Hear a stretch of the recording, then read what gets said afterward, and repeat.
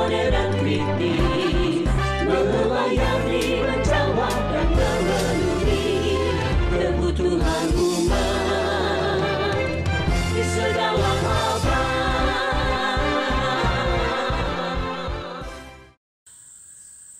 Shalom rekan pemuda yang terkasih. Puji Tuhan, kalau sudah sekian lama, hampir 2 tahun kita tidak bertemu, tapi kita boleh bertemu melalui media seperti ini. Bersyukur kepada Tuhan ada kesempatan kembali kita boleh bertemu, dan saya boleh diberi kesempatan untuk membagikan firman Tuhan kepada kita semua. Mari saya mengajak kita membuka dari Nehemia 8 ayat 6 sampai dengan ke-7. Kalau sudah menemukan, saya akan membacakan buat rekan pemuda sekalian.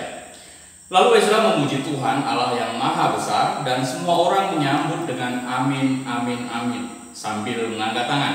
Kemudian mereka berlutut dan sujud menyembah kepada Tuhan dengan muka sampai ke tanah. Juga Yesua, Bani, Serebia, Yamin, Akub, Sebetai, Hodia, Maasya, Kelita, Asaria, Yosabak, Hanan, Pelaya yang adalah orang-orang Lewi. Mereka mengajarkan Taurat itu kepada orang-orang itu, sementara orang-orang itu berdiri di tempatnya. Bagian-bagian dari kitab itu, yakni Taurat Allah, dibacakan dengan jelas, dengan diberi keterangan-terangan, sehingga pembacaan dapat dimengerti. Kita membuka kembali dari Roma 12 ayat yang pertama. Saya membacakan kembali buat rekan pemuda sekalian. Karena itu, saudara-saudara, demi kemurahan Allah aku menasihatkan kamu supaya kamu mempersembahkan tubuhmu sebagai persembahan yang hidup, yang kudus dan yang berkenan kepada Allah. Itu adalah ibadahmu yang sejati. Baik rekan muda, saya mengajak kita untuk bersama-sama berdoa sebelum saya men-sharingkan bagian dari firman Tuhan berikut. Mari kita berdoa. Kami bersyukur ya Tuhan untuk cita kasih-Mu, kami bersyukur untuk pertolongan-Mu, terima kasih untuk kesempatan ini. Terima kasih hamba-Mu diberi kesempatan untuk boleh membagikan firman Tuhan. Pinta kami ya Tuhan, pinta hamba-Mu, Tuhan pimpin pelayanan ini sehingga dapat memberkati kami semua. Dan berkati persiapan hamba-Mu, tolong dia sembunyikan diri balik Tuhan, sehingga apa yang dikatakan betul berasal daripada Tuhan. Terima kasih ya Tuhan, di dalam Kristus Yesus Tuhan kami hidup, kami berdoa. Amin. Ya rekan muda yang terkasih, hidup ini seperti seringkali hidup manusia itu rutin-rutin saja. Seringkali orang mau melakukan aktivitas yang ya sama, yang itu-itu saja. Mereka mau itu sebagai sesuatu yang nyaman, yang aman. Karena itu mereka tidak mau ada perubahan, tidak menginginkan adanya perubahan. Karena apa? Dengan perubahan itu membuat mereka menjadi merusak ritmenya, ya. Karena sudah nyaman diri nih, sudah enak nih, nggak perlu lagi kemudian kita merubah ritmenya. Nah, mereka tidak mau perubahan, mereka tidak mau berinovasi, ya. Tapi kalau kita perhatikan lagi dalam pembacaan firman Tuhan, seringkali Tuhan itu tidak menginginkan kita stuck pada satu posisi. Tuhan menginginkan kita selalu upgrade. Tuhan menginginkan kita selalu progresif, ya. Dalam hidup itu terus meningkat, progresif. Menuju apa? Menuju kesempurnaan bersama Dia, menuju kesempurnaan sama seperti Dia. Sehingga mau tidak mau, bisa atau tidak bisa, seringkali Allah juga memaksa dengan caranya, ya. Seperti kita tahu, COVID-19 diizinkan Tuhan terjadi. Saya pikir salah satu sisi juga untuk mendobrak, ya, untuk mengizinkan, untuk mendobrak hidup kita, untuk membongkar hidup kita dari kenyamanan, dari rutinitas. Bukan saja soal hidup kita, tapi juga soal bagaimana kita bergereja, soal bagaimana kita beribadah, soal bagaimana kita memuji Tuhan, ya. Kita lihat pembatasan interaksi sosial karena COVID-19 ini memaksa kita, memaksa gereja untuk memikirkan lebih lanjut seperti apa keberlanjutan pelayanannya, memikirkan lebih dalam lagi bagaimana supaya pelayanan itu dapat terus eksis, bukan sekedar pelayanan yang hanya di mimbar saja, tapi kemudian supaya pelayanannya itu bisa dijangkau oleh jemaatnya. Kenapa? Jemaat tidak lagi bisa datang ke gereja, jemaat tidak lagi bisa bertatap muka langsung dengan pendeta dan para pengurus. Karena itu gereja harus mau tidak mau berinovasi dalam konteks beribadah seperti ini. Nah, kita hari ini melihat apa sih yang dilakukan gereja, apa inovasi yang seperti apa yang sudah dilakukan gereja. Inovasi yang bagaimana? Itu yang pertama. Yang kedua adalah inovasi. Apakah inovasi itu kemudian bertentangan dengan nilai-nilai ibadah yang benar atau tidak? Nah, kita akan sedikit mengulas di sana. Rekan-rekan kasih, setidaknya saya mencatat ada 2 inovasi yang dilakukan oleh gereja. Yang pertama adalah inovasi dalam media, informasi, dan sosialisasi. Kita melihat bagaimana pengurus dan pemimpin gereja berpikir keras dalam hal ini. Mereka mau tetap melayani umatnya, mereka berkewajiban secara moral dan spiritual untuk tetap menyelenggarakan ibadah. Mereka melakukan apa? Mereka melakukan inovasi dalam hal media. Mereka melakukan publikasi. Kalau dulu sebelumnya publikasi itu secara konvensional, memakai warta gereja, mungkin saja memakai surat atau seperti apa. Kini publikasinya memakai publikasi yang digital. Warta jemaat di-share dalam bentuk PDF. Warta jemaat, buku liturgi, buku renungan, keluarga setiap minggunya semua di-share dalam bentuk digital, dalam bentuk format PDF atau format Word dan sebagainya. Lalu kemudian gereja berinovasi, mau tidak mau berinovasi. Gereja begitu luar biasa memanfaatkan media sosial secara masif, secara besar-besaran dalam meningkatkan, dalam menggunakan informasi, dalam mengingatkan jemaat, dalam mengundang jemaat untuk mengikuti ibadah, menginvite jemaat untuk mengikuti PA dan sebagainya. Media sosial begitu luar biasa dimanfaatkan oleh gereja dalam hal ini. Bukan itu saja, tapi juga media streaming yang digunakan. Ya, itu pun terbagi 2. Bisa satu arah, bisa 2 arah. Ada beberapa gereja yang kemudian berinovasi menggunakan streaming hanya satu arah saja. Pokoknya jemaat menikmati ibadah itu. Tapi berbeda gereja yang lain ingin mendekati jemaat lebih akrab lagi, lebih dekat lagi dengan menggunakan media streaming yang sifatnya 2 arah, yang sifatnya interaktif. Misalnya ada Zoom meeting, ada Google Meet, ada Office 360 dan banyak hal. Kenapa? Dengan demikian pendeta bisa lebih melihat jemaatnya. Walaupun terputus oleh jarak, tapi pendeta masih bisa melihat jemaatnya. Walaupun terputus oleh waktu, oleh jarak, tapi jemaat atau pendeta masih bisa berinteraksi di dalamnya. Tentu saja bukan pas waktu ibadah, tentu saja masih bisa bercengkrama sebelum ataupun sesudah ibadah. Atau dalam PA, jemaat bisa berinteraksi, bertanya jawab kepada gembala. Rekan-rekan muda yang terkasih, ini yang dilakukan gereja, pengurus, hamba Tuhan. Hari ini hamba Tuhan, gereja ataupun pengurus tidak lagi bisa berdalih, oh saya tidak mengerti teknologi. Kondisi memaksa, jemaat harus tahu. Kondisi memaksa, pendeta harus tahu teknologi itu seperti apa dan bagaimana menggunakannya. Itu inovasi yang pertama. Inovasi yang kedua, seperti kita tahu, gereja berinovasi dalam hal model, dalam hal bentuk tata ibadahnya. Sebagian gereja memilih untuk hanya menyediakan video atau audio khotbah singkat kepada jemaat. Ya, jadi tidak full menyediakan streaming kepada jemaat, tapi menyediakan video dan audio kepada jemaat. Lalu kemudian sebagian gereja lain mengurangi, tetap ada ibadah seperti biasa, tapi mengurangi unsur-unsur ibadah yang lain. Misalnya tidak ada lagi pengakuan iman, tidak lagi ada syafaat, tidak ada lagi kemudian pujian-pujian yang terlalu panjang.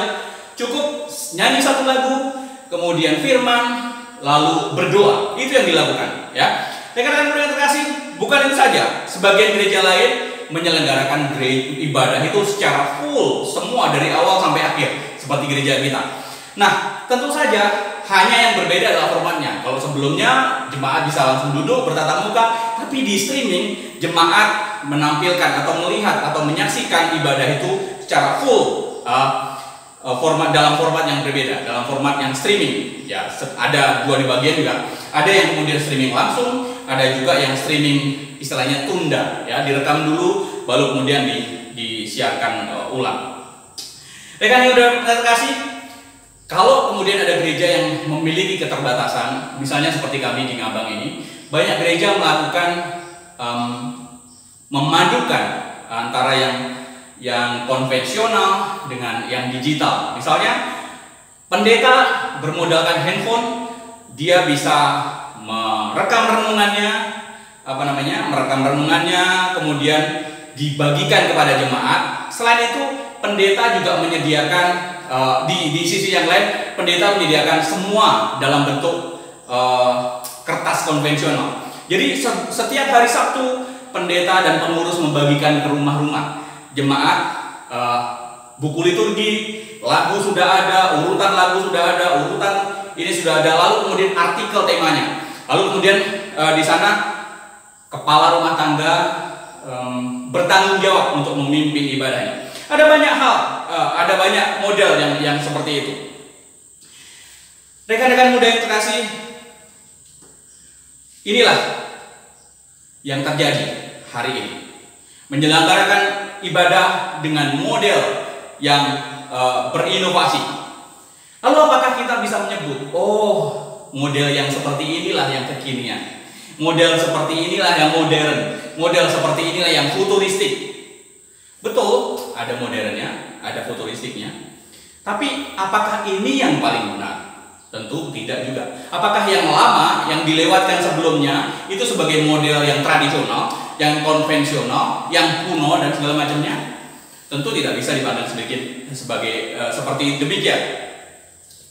Karena kalau kita telusuri lebih dalam, benarkah kemudian ketika gereja, ketika pengurus, ketika hamba Tuhan menyajikan konten-konten ibadah itu, merubah ibadahnya dalam format digital itu, apakah itu sudah memenuhi standar atau memenuhi kualitas teologis yang benar, memenuhi standar teologi yang benar tentang ibadah itu sendiri? Kita lihat, seperti saya sudah singgung tadi, tidak jarang kemudian dalam satu khotbah, dalam satu streaming, khotbah itu dipangkas dari yang sebelumnya 35 menit hanya 10 menit atau paling panjang 15 menit. Bukan hanya khotbahnya yang dipangkas, tapi juga ibadahnya yang dipangkas, mengurangi lagu, mengurangi unsur-unsur ibadah, tidak ada lagi kemudian pengakuan dosa dan segalanya. Pokoknya berdoa, renungan, sampaikan persembahan, lalu berdoa pemberkatan. Sudah. Bapak Ibu, sebagian lain kalau kita lihat khotbah sekedar hanya motivasi jemaat saja. Khotbah bicara tentang moralitas saja. Atau di sebagian lain hanya memanfaatkan kecenderungan mengikuti generasi saat ini. Oh, generasi saat ini itu sukanya yang instan. Generasi saat ini sukanya nggak suka yang muluk-muluk. Generasi saat ini yang sukanya pembuktian. Lalu memakai itu semua sebagai trik gereja untuk mendaratkan firman Tuhan kepada generasi ini. Karena itu mempressure sedemikian rupa firman Tuhan, mengemas sedemikian rupa firman Tuhan hanya sampai 10 menit saja. Karena hamba Tuhan, rekan-rekan pemuda yang terkasih, kalau kita melihat seperti ini, jangan sampai kemudian teknologi mengerdilkan teologi. Jangan sampai teknologi mengecilkan teologi. Jangan sampai teknologi atau kecenderungan hari ini, keinginan kita supaya mendaratkan firman Tuhan kepada generasi saat ini kemudian justru mengurangi kualitas firman Tuhan, mengurangi kuantitas firman Tuhan yang perlu kita dapat. Hari ini juga kita sering lihat banyak hamba Tuhan menjadi latah teknologi. Pokoknya demi anak-anak muda supaya tidak lari dari gereja, tidak mau khotbah yang mereka suka. Ingat, firman Tuhan sudah ingatkan, jangan engkau berkhotbah, jangan hari ini atau di akhir zaman banyak orang yang hanya mau mendengarkan apa yang ingin dia dengarkan. Jangan kita gereja terjebak dalam konteks seperti ini. Sebagian lain hanya menyuguhkan entertain ya dalam ibadahnya. Ibu, rekan-rekan muda yang terkasih, kecenderungan generasi bisa menjadi alat efektif dalam kita menyampaikan firman Tuhan, dalam kita melakukan ibadah baik offline maupun online. Tapi hati-hati, hal itu juga bisa menjebak kita, bisa memerangkap kita hanya mengikuti selera pasar saja. Nah, ini yang berbahaya. Yang penting adalah maunya firman, bukan maunya orang. Ya. Karena itu sebagai jemaat Tuhan, sebagai orang muda Kristiani, kita harus mengenal betul prinsip teologi itu seperti apa. Prinsip teologi dalam ibadah itu seperti apa. Kalau kita menggali lebih jauh ke dalam bahasa aslinya, maka ibadah di dalam PL itu di dalam bahasa Ibrani dikenal dengan kata avodia. Sementara dalam Yunani adalah latreia. Ya, dua kata ini avodia itu mengarahkan kepada menunjukkan pekerjaan budak atau hamba upahan yang melakukan dengan sesuatu, melakukan pekerjaan itu dengan penuh kegentaran, dengan penuh ketakutan, dengan penuh penghormatan kepada hamba Tuhan, kepada tuannya. Nah, dari istilah ini ditarik ke dalam istilah ibadah, kita bisa mengerti bagaimana sesungguhnya pengertian dari ibadah itu adalah mengungkapkan rasa takut yang penuh hormat, kekaguman dan ketakjuban yang penuh puja-puji dan sembah kepada Allah itu sendiri. Kita lihat di pembacaan yang di awal tadi, bagaimana Ezra melangsungkan prosesi ibadahnya. Kita lihat ada unsur-unsur yang yang masuk dalam pengertian ibadah tadi. Bagaimana ibadah itu mengungkapkan rasa takut seseorang yang penuh hormat, mengungkapkan kekaguman seseorang, mengungkapkan ketakjuban seseorang yang penuh puji dan puja yang tadi ya. Dari pembacaan kita dari kitab Nehemia tadi menunjukkan bukan hanya sikap, bukan hanya unsur-unsur ibadah, tapi juga sikap yang benar dalam beribadah. Inilah teologi dalam beribadah. Sikap beribadah seperti apa yang benar? Sikap diri dan hati yang benar. Ada hormat di sana, ada kegentaran di sana, ada rasa takut di sana. Ditunjukkan dengan bagaimana jemaat itu berlutut dan bersujud kepada Allah. Lalu kemudian ada ketundukan dan menaklukkan diri dan penyerahan yang sepenuhnya. Lalu sikap antusias, bagaimana jemaat itu bersemangat ketika Ezra memuji Tuhan, lalu jemaat mengaminkan itu. Bukan hanya sekedar mengaminkan, tapi juga mengangkat tangan, disebutkan tadi di dalam kitab Nehemia. Ada bersemangat ya, dalam mengikuti prosesi ibadah, ada semangat di sana, ada antusiasme di sana. Ya, jemaat antusias dalam merespon firman Tuhan, dalam merespon pujian. Karena pujian bukan sekedar hanya kita memuji-muji, tapi adalah kita mengungkapkan keagungan Tuhan. Kita mengungkapkan kebesaran Tuhan di sana. Kita mengakui Tuhan adalah Allah yang begitu besar, yang begitu agung. Dan jemaat mengaminkan pujian. Rekan-rekan muda yang terkasih, kita melihat selain ada sikap, ada unsur ibadah. Di mana ada pujian kepada Allah di sana, di mana ada doa dan komunikasi kepada Allah di sana, di mana ada pengagungan di sana, tapi juga ada pembacaan firman. Ya, ada pembacaan firman yang dilakukan di depan umum, bukan hanya dibacakan, tapi dicatat ada penjelasan firman Tuhan. Inilah khotbah. Ada penjelasan, ada pengertian, ada tambahan pengertian firman Tuhan.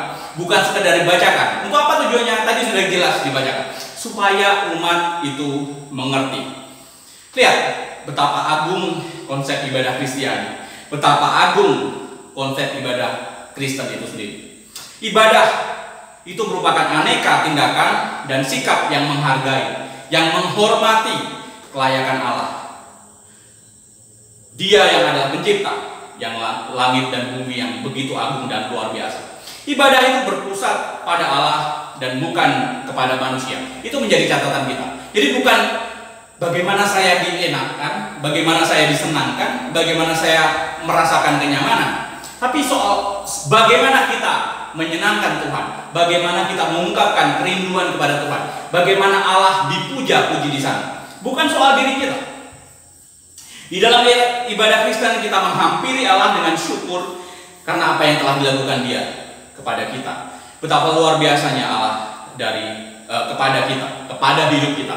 Karena itu mari kita refleksikan model atau prinsip teologi ibadah ini dengan ibadah yang mungkin sudah seringkali kita lakukan atau ibadah yang kita lakukan akhir-akhir ini. Masihkah ibadah yang dilakukan itu dilandasi dengan sikap yang gentar kepada Allah?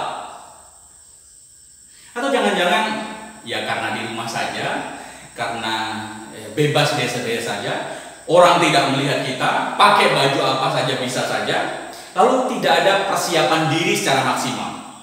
Bukan saja persiapan diri, tapi juga persiapan hati secara maksimal. Ini menjadi refleksi kita. Masihkah ada sikap gentar di sana ketika kita mengikuti ibadah yang dilangsungkan melalui streaming yang diwartakan oleh gereja, yang dipublikasi oleh gereja? Adakah kita sudah mempersiapkan diri di sana? Adakah kita sudah mempersiapkan hati sebelum melangsungkan ibadah? Lalu yang kedua adalah yang menjadi refleksi kita adalah, masihkah kita antusias dalam memuji Tuhan? Masihkah kita menyembah Tuhan dengan luar biasa? Antusiasme yang luar biasa. Masihkah? Adakah kita juga kemudian sungguh-sungguh mendengar firman Tuhan dan di dalam takut dan gentar kepada Tuhan? Atau mendengar firman Tuhan karena di rumah saja ya, sambil baring-baring, sambil lalu, yang penting kita beribadah? Atau adakah kita mengikuti ibadah itu tanpa rasa yang sungguh-sungguh? Karena apa? Ya sekedar menutupi rasa bersalah. Kalau kita tidak ibadah, ya kita rasa bersalah kepada Tuhan atau kepada diri lah. Atau hanya itu.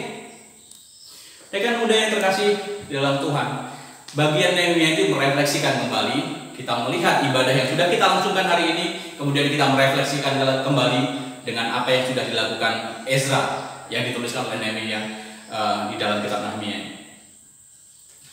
Nah, kalau kita melihat gereja kita, gereja Reformasi Indonesia, sesungguhnya sudah memiliki landasan filosofis dan teologis tentang ibadah. Dan suatu saat rekan-rekan muda mungkin perlu meminta gembala untuk men-sharingkan kembali seperti apa sih filosofi dan landasan teologis beribadah dalam jemaat. Saya ingin sedikit mengungkapkan secara singkat bagaimana Pendeta Bigman Sirait selaku pendiri mewariskan hal ini kepada kita semua. Di dalam gereja kita, di dalam landasan teologis ibadah di gereja kita, ada 4 plot besar, ada 4 bagian besar di sana. Bagaimana di bagian pertama itu disebutkan ada antara aku dan Tuhanku. Di sana ada evaluasi diri. Jadi itu terkait atau menyangkut bagian saat teduh, khotun dan salam, pujian pembukaan, doa pembukaan, dan doa pengakuan dosa. Bagaimana ini merefleksikan hidup kita, bagaimana kita mengevaluasi hidup kita di hadapan Tuhan, bagaimana kita meminta ampun kepada Tuhan atas dosa-dosa kita. Jadi itu bicara aku dan Tuhanku. Nah, bagian ini merupakan ekspresi hubungan pribadi antara kita sebagai umat Tuhan dan relasi kita dengan Tuhan, di mana kita umat Tuhan ini diajak untuk mengevaluasi diri di hadapan Tuhan dan menyadari bagaimana seharusnya kita ini harus hidup. Lalu yang kedua, bukan hanya aku dan Tuhanku saja, tapi juga aku dan sesamaku. Nah, masuk di dalamnya adalah pujian kesukaan. Jadi setelah ada pengakuan dosa, ada pujian kesukaan dan kemenangan. Ini menunjukkan ekspresi kita kepada hubungan kita kepada sesama umat Tuhan di hadapan Tuhan tentu saja. Dengan simbol jabatan tangan, kita saling memperhatikan. Nah, ini di gereja kita. Lalu plot yang ketiga atau bagian besar yang ketiga adalah aku dan Tuhanku, di mana kita diteguhkan, di mana hidup kita diteguhkan, di mana diri kita sebagai umat Tuhan itu diteguhkan di sana. Di sana ada pujian pengantar firman, ada pengantar firman, ada firman Tuhan itu sendiri, lalu kemudian ada pengakuan iman rasuli. Dari sini kita melihat atau dari sini kita belajar bagaimana inti dari hidup berjemaat, bagaimana jemaat diteguhkan oleh pemberitaan firman Tuhan, bagaimana di sana juga Tuhan atau kita umat Tuhan ini diajak untuk berkomitmen, diajak untuk bertekad untuk terus memperbaharui diri kita di dalam hidup kesalahan kita bersama Tuhan. Lalu di bagian akhir ada aku dan panggilanku. Ini terkait respon kita terhadap firman Tuhan, respon keberimanan kita kepada Tuhan, ada persembahan di sana, lalu kemudian diakhiri dengan doa berkat. Ya, doa berkat di tempat kita atau di gereja Reformasi bukan sekedar berkat, tapi berkat dan pengutusan. Nah, di sini ada catatan khusus bagaimana jemaat itu dipersiapkan dari awal sampai akhir. Setelah mendengar firman Tuhan, jemaat dipersiapkan untuk kembali. Jadi bukan sekedar euforia menikmati firman di gereja, tapi bagaimana jemaat ketika kembali ke kediaman masing-masing itu bisa mengaktualisasi iman mengaktualisasi firman yang sudah didengarnya, melakukan firman itu di dalam hidupnya pribadi lepas pribadi. Dengan mudah terkasih, betapa luar biasa kalau kita kemudian mau mendalami kembali maksud dan tujuan warisan dari pendiri gereja kita, Pak Bikman Sirait, yang telah mempersiapkan filosofi, landasan filosofi dan teologi sedemikian rupa dalam liturgi gereja. Nah, saya mengajak kita juga membaca kembali dari Roma 12 ayat 1. Karena itu saudara-saudara, demi kemurahan Allah memerintahkan kamu supaya kamu mempersembahkan tubuhmu sebagai persembahan yang hidup, yang kudus dan yang berkenan kepada Allah. Itulah ibadahmu yang sejati. Nah, di sini kita melihat ibadah itu sejatinya bukan saja sekedar prosesinya, bukan sekedar ritualnya, tapi ibadah itu adalah bicara tentang keberlangsungan hidup kita, bicara tentang keseluruhan hidup kita. Kalau ingat, Pak Bikman selalu bilang, ibadah itu adalah bicara tentang all your activity, seluruh aktivitas hidupmu. Karena itu bicara beribadah tidak pernah dibatasi oleh ruang dan waktu. Bicara beribadah tidak dibatasi oleh situasi dan kondisi. Bicara beribadah itu bicara tentang keseluruhan hidup kita. Bicara ibadah adalah bicara apa yang kamu lakukan sehari-hari. Karena itu lakukanlah segala sesuatunya seperti melakukan untuk Tuhan. Itulah ibadah. Dengan mudah kasih, hari ini kita diajak memikirkan bersama, merefleksikan bersama ibadah yang sejati itu seperti apa. Jangan sekedar mengikuti arus, jangan sekedar mengikuti teknologi, jangan sekedar mengikuti perkembangan yang baru. Tapi penting merefleksikan kembali, penting melihat kembali seperti apa prinsip teologi ibadah yang benar, seperti apa prinsip atau nilai-nilai ibadah yang benar. Di dalamnya ada penghormatan, di dalamnya ada ketakjuban, di dalamnya ada pengagungan kepada Tuhan, ada sikap yang benar kepada Tuhan, sikap diri yang benar. Di dalamnya ada antusiasme kepada Tuhan, di dalamnya ada iman yang benar kepada Tuhan. Dan bukan iman yang asal-asalan, bukan sikap yang asal-asalan. Karena itu persiapkan dirimu ketika mengikuti ibadah, baik ibadah yang kekinian atau ibadah yang mungkin kita katakan sebagai ibadah yang kuno, itu tetap dalam prinsip dan nilai-nilai yang benar. Bila Tuhan memimpin kita, Tuhan menolong kita, memberkati kita sehingga kita melakukan segala sesuatunya, melakukan ibadah sekalipun, itu di dalam pimpinan dan penyertaan Tuhan. Amin. Mari kita berdoa. Kami bersyukur ya Tuhan untuk anugerah-Mu, kami bersyukur untuk cinta kasih-Mu. Terima kasih kami diberi kesempatan untuk merenungkan bagian firman Tuhan, merenungkan kembali terkait firman suci, terkait ibadah, pengertian tentang ibadah. Pinta kami ya Tuhan, Tuhan memberkati kami, Tuhan menolong kami dalam mengikuti setiap ibadah, dalam memahami setiap ibadah, sehingga kami tetap kritis, sehingga kami tetap berpedoman kepada firman Tuhan. Terima kasih ya Tuhan, biarlah Tuhan memimpin langkah kami, Tuhan memimpin, menilik motivasi kami ketika kami beribadah, dan Tuhan meluruskan motivasi kami. Di dalam Kristus Tuhan kami hidup, kami berdoa. Amin.